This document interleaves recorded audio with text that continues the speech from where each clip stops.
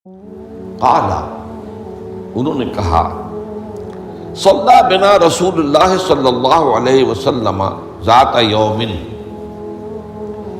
ایک دن حضور نے ہمیں نماز پڑھائی، امامت فرمائی، ثم اقبل علینا بوجہہ، پھر اپنا چہرہ اپنا رخ ہماری طرف کر کے آپ نے گفتگو شروع کی، فوعظنا موعظۃ بلیغۃ،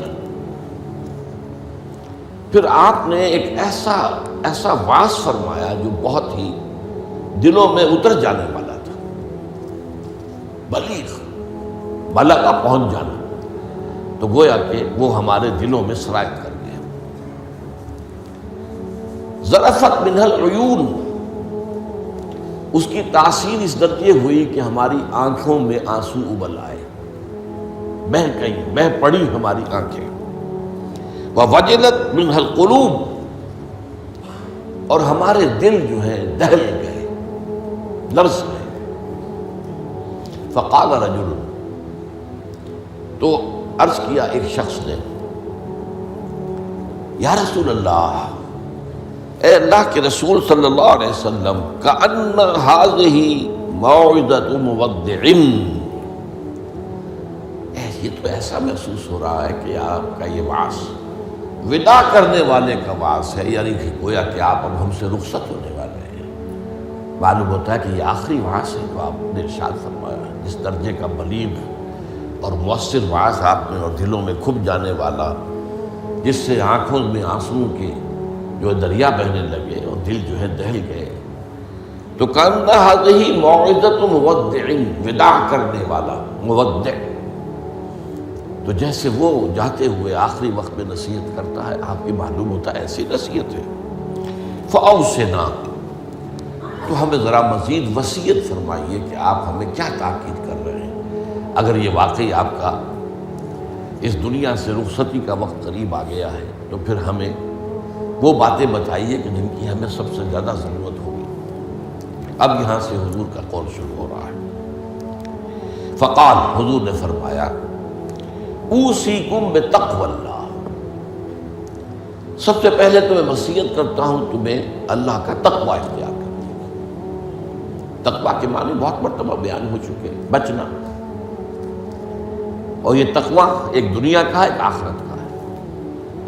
دنیا میں معصیت سے بچنا، گناہوں سے بچنا، اللہ کی نافرمانی سے بچنا، شریعت کے حدود سے تجاوز کرنے سے بچنا، یہ بچنا ہے، بچ کر چلنا۔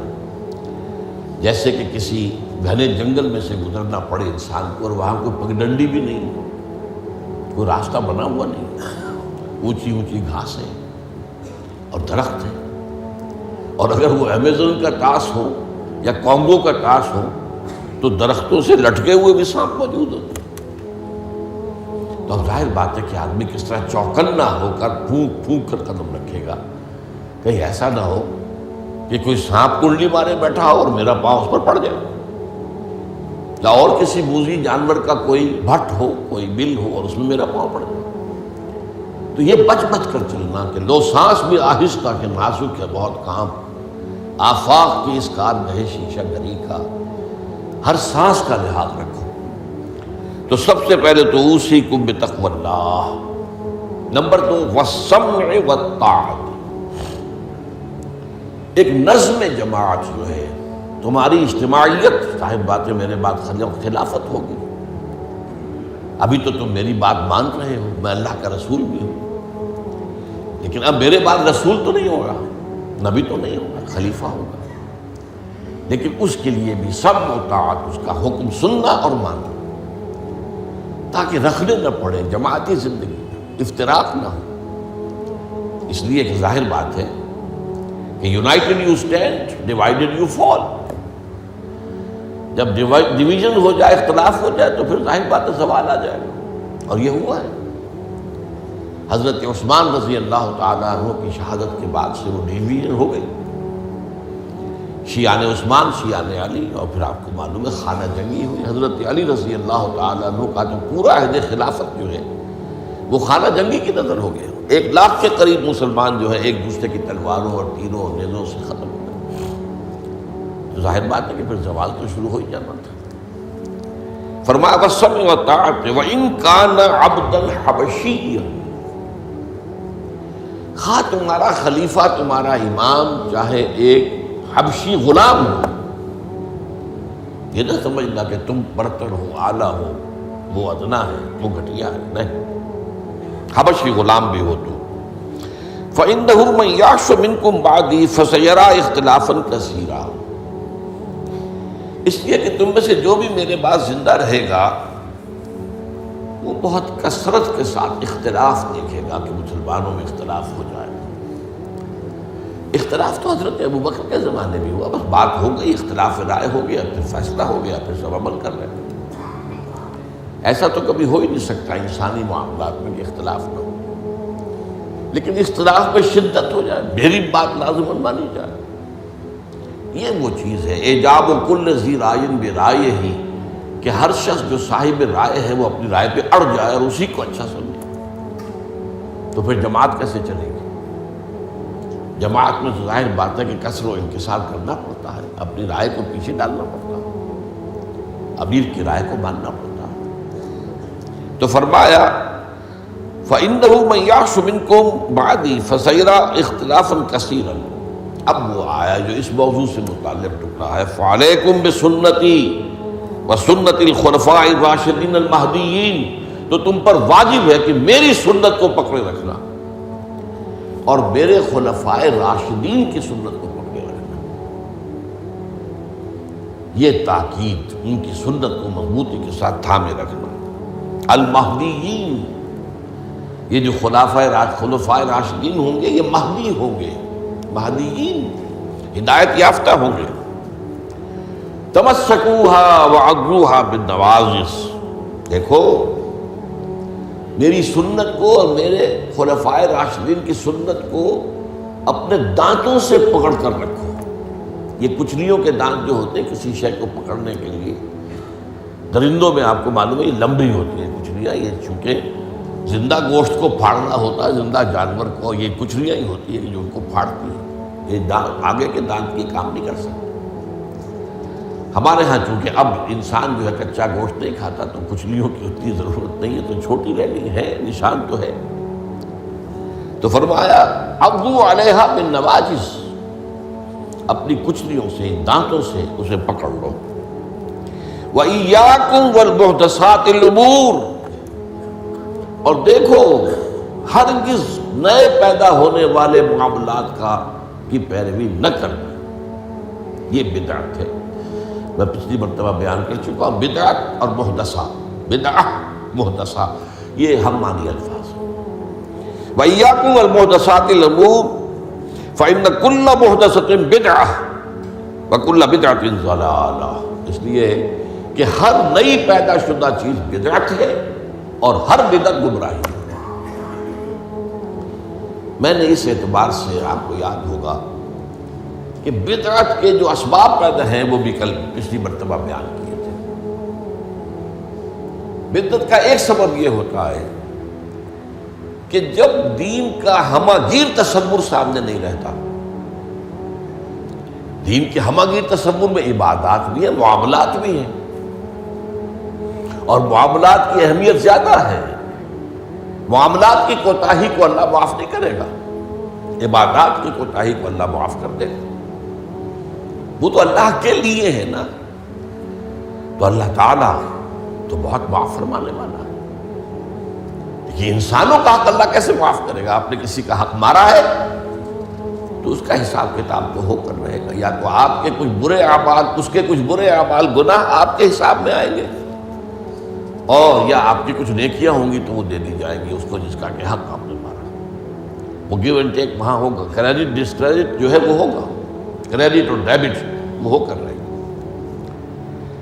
اب تیسری چیز اور ہے، عبادات، معاملات، اور سب سے اوپر اللہ کے دین کو غالب کرنے کی جد و جہد۔ یہ ہم نے حضرت معاذ کی حدیث میں پڑھا ہے، وَضَرْبَتِ السَّلَامُ مِنْ الْجِهَادُ فِي سَبِيلِ اللَّهِ۔ اسلام ایک درخت کے مانند ہم نے دیکھا، وہاں حضور نے مثال دی، اس کی جڑ ہے وہ تو ہے شہادت اللہ الہ الا اللہ وان محمد رسول اللہ، ایک تنا ہے اقام الصلاۃ و ایتاء الزکوٰۃ و ضربۃ السلام منہ، اور آپ کو معلوم ہے کہ اصل جو درخت سے مطلوب ہوتا ہے وہ تو اوپر ہوتا ہے۔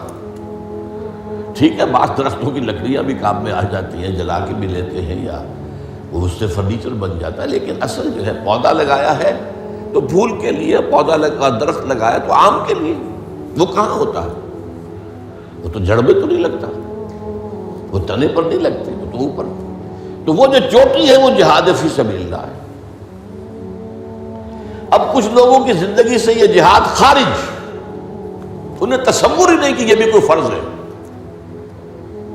باطل کے نظام کے تحت آرام سے رہ رہے، پاؤں پھیلا کر سوتے ہیں، اپنا پروفیشن، اپنا کاروبار، اپنا دھندا، انہیں اس سے غرض ہی نہیں کہ ہو کیا رہا ہے ماحول میں، اللہ کے دین کو کیسے اس کی دھجیاں بکھیری جا رہی ہیں، شریعت کو کیسے پامال کیا جا رہا ہے،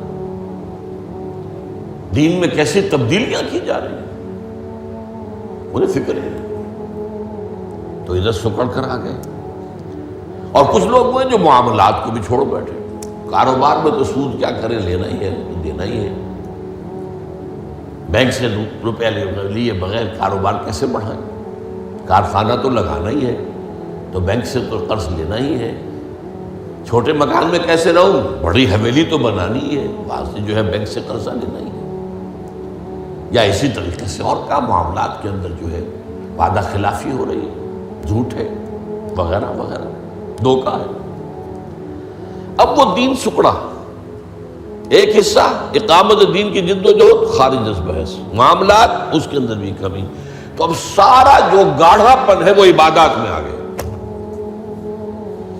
میں نے مثال دی تھی آپ کو کہ ایک تشلا ہوتا ہے نا، اس میں پانی بھرا ہوا ہے، 1 انچ اونچا ہے، 2 انچ اونچا ہے، اسی کو آپ کسی جار میں ڈال دیجئے وہ 1 فٹ اونچا ہو جائے گا۔ تو جب آپ نے یہ بیس اس کا تنگ کر دیا، نہ اقامت دین کی جد و جہد رہی اور نہ معاملات کی پیروی رہی، تو سارا زور اب عبادات، ہر سال عمرہ فرما رہے ہیں، کمائی حرام کی ہے۔ کچھ لوگ ہیں بڑے فخر سے کہتے ہیں ہر سال حج کو جاتا ہوں، اور میرا مصلی مقرر ہے پہلی صف کے اندر، وہاں شرطوں کو رشوت دیتے ہیں اور وہ ان کے مصلی محفوظ رکھتے ہیں،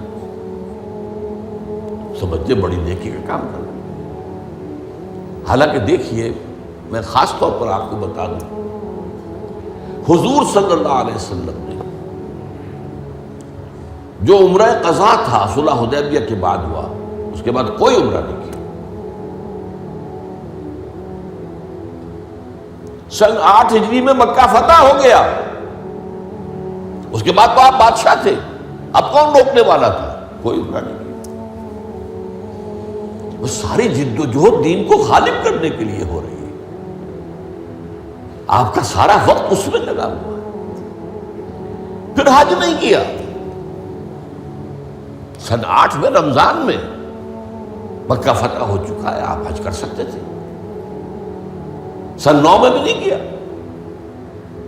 قافلہ جو ہے حجاج کا وہ بھیج دیا، مدینے سے روانہ کر دیا، حضرت ابو بکر کو امیر الحج پر خود دی گئی۔ صرف ایک حج ہے، وہ آخری حج جسے ہم حجۃ الوداع کہتے ہیں۔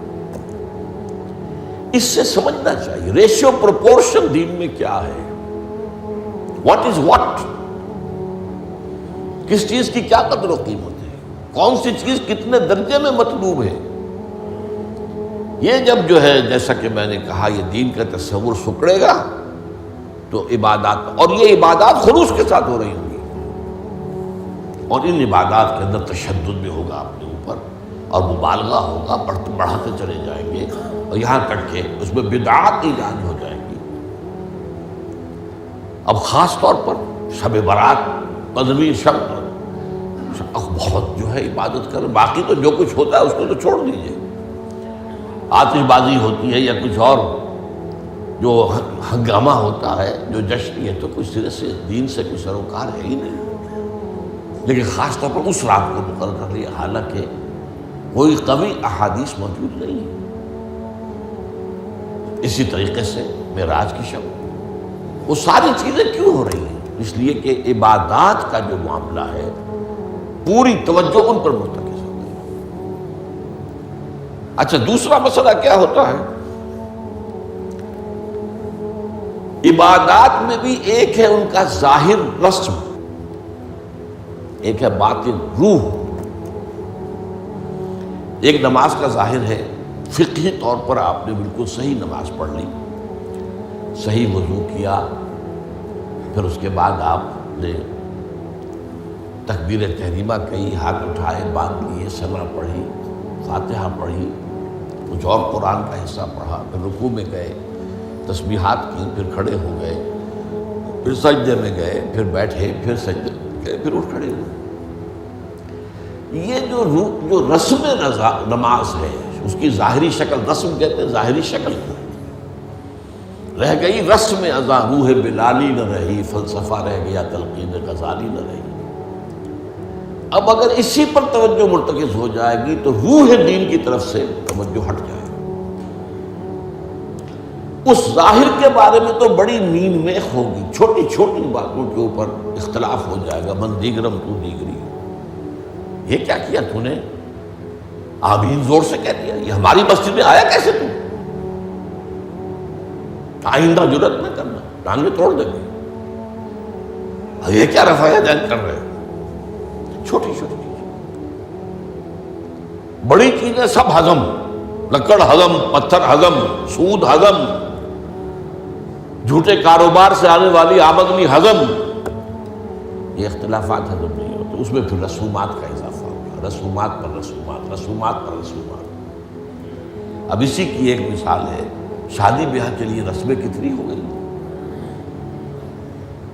ہم نے تحریک شروع کی، اللہ کا شکر ہے، کچھ چرچا ہے۔ بھائی نکاح مسجد میں کرو، لڑکی والوں کے ہاں کوئی دعوت طعام اس کا ثبوت نہیں ہے۔